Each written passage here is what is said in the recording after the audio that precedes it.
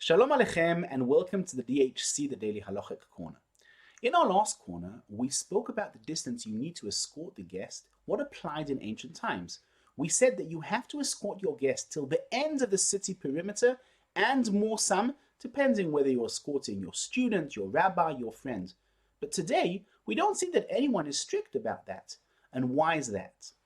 The Ramah, in his commentation, Darchei Moshe on the Torah, Part Choshen Mishpat, chapter 426, section 1, says in the name of Yalkut Maharash that today the custom is only to escort the guest for Dalet Amos, 2 meters outside your doorstep or your garden gate. And why is that? Because he says the guests today are moichel al kevoidam.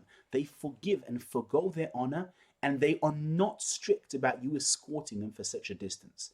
Since it is something that depends on the guests themselves and they forego their honor, you don't have to escort them for more than 2 meters, and that is the custom. In the book Iun Yaakov, in Tractate Soita, page 46, second side, he gives another reason. He says the main reason you need to escort your guests is to show him the path that he needs to follow.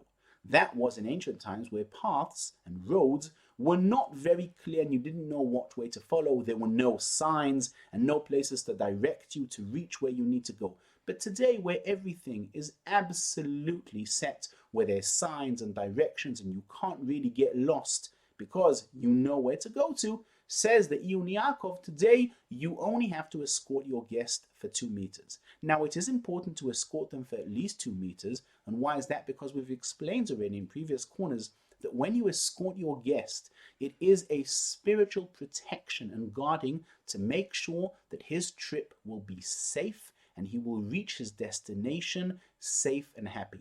So the custom today is only to escort a guest for 2 meters, but it is important to escort him outside your doorstep or your garden gate for at least 2 meters.